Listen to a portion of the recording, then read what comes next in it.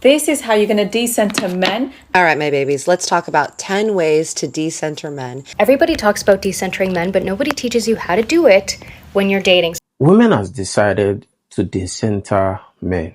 And so far, there has been different opinions as to why it is okay to not allow your life to revolve around men as a woman. So in this video, we're going to be looking at the 5 most popular beliefs held by feminists, challenging them, so to say. Normally, there is a belief that women are raised to cater to men.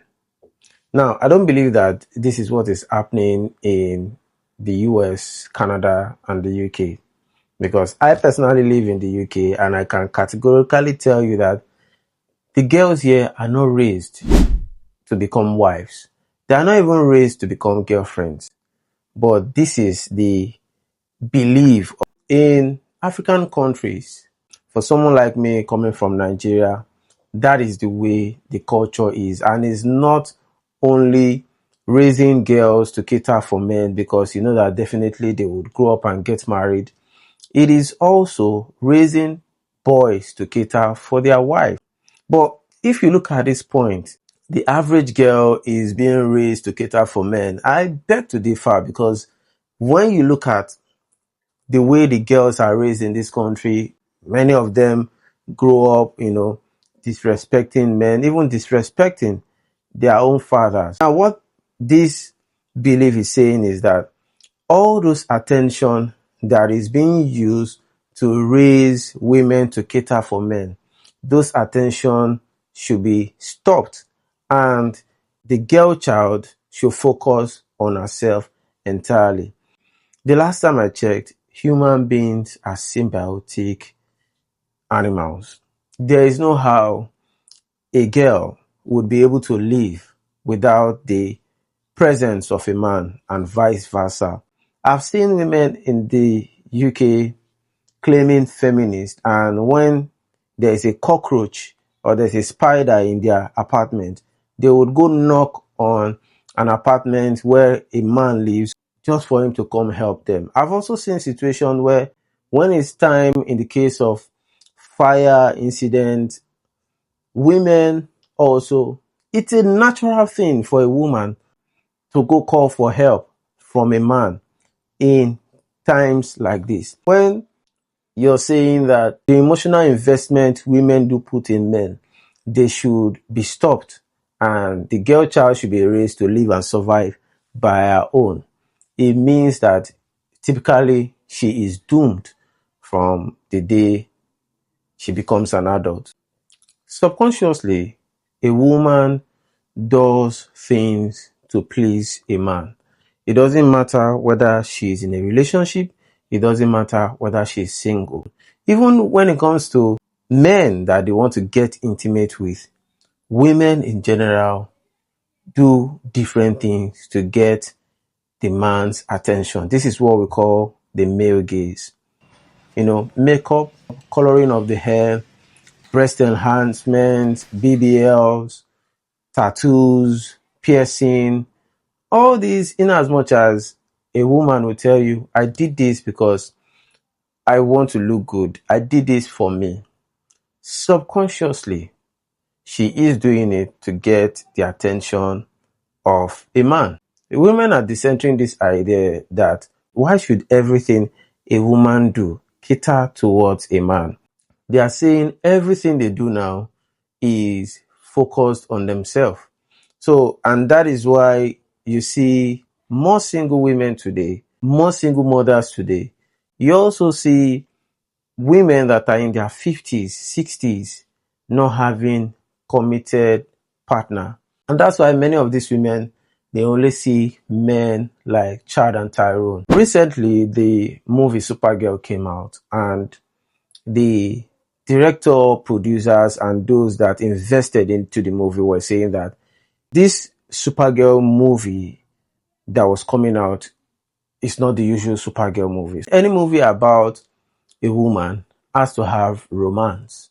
and it would gradually build up from her struggling to she meeting the love of her life, who would eventually take her away from where she used to be to a place she wants to be.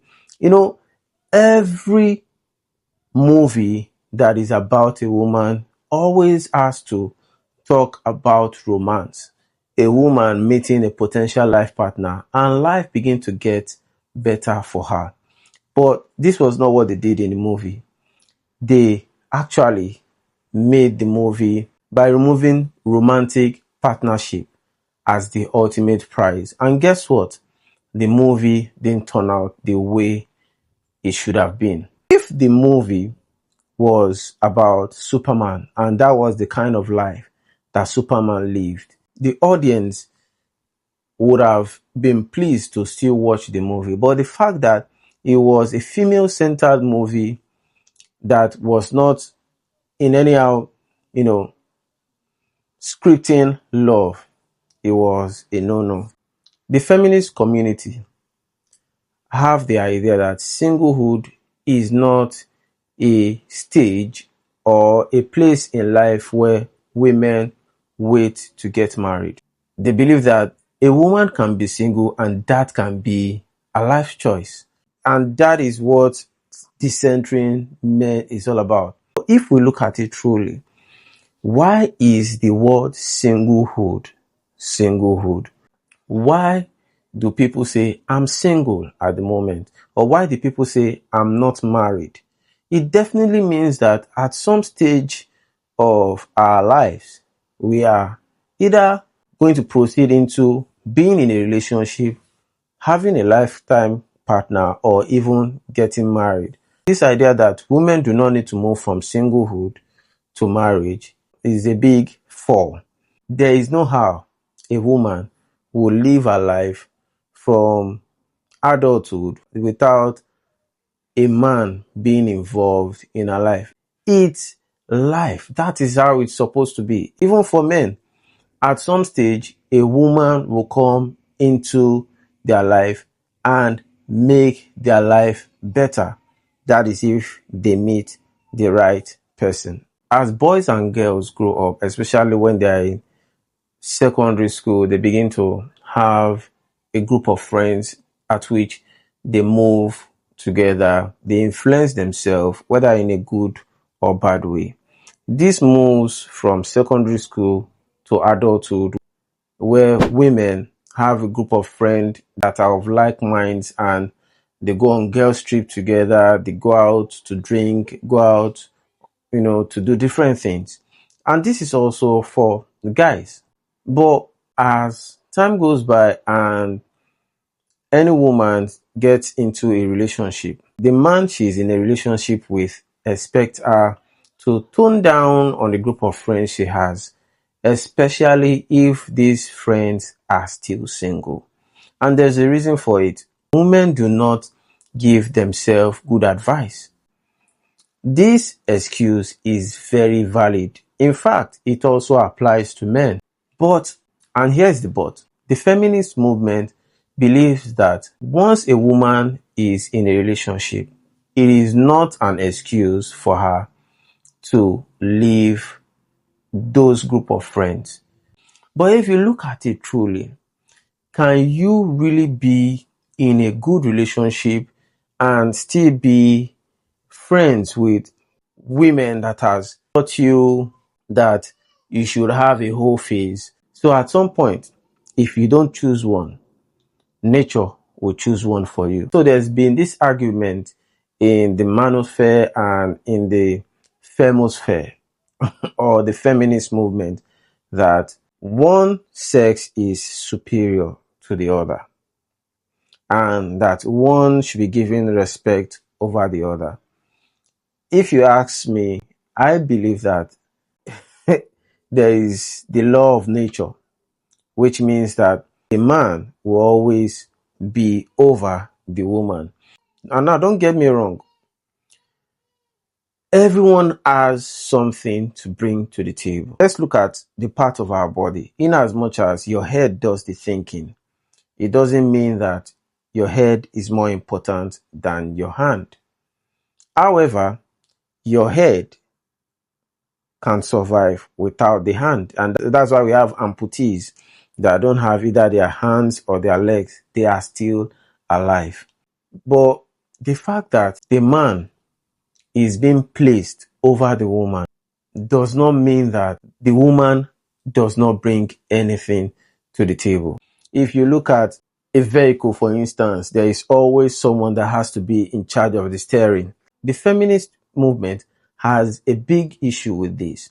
They believe that there is no one superior over the other. Rather, in fact, in most cases, it is the woman that should be superior over the man. Yes, you will hear this very often amongst them. They are trying to remove the importance of a man in the family, saying that if it can be run by a man, it can also be run by a woman. But statistically, if you look at homes that were mainly run by women and how they turned out, you'll see that the children that come from this home either end up in prison or they are dead. If they are none of these, they are either gay or they have transitioned into being a woman. What do you think about this? Let me know your opinion. Drop your comment. And I'll see you guys in the next one.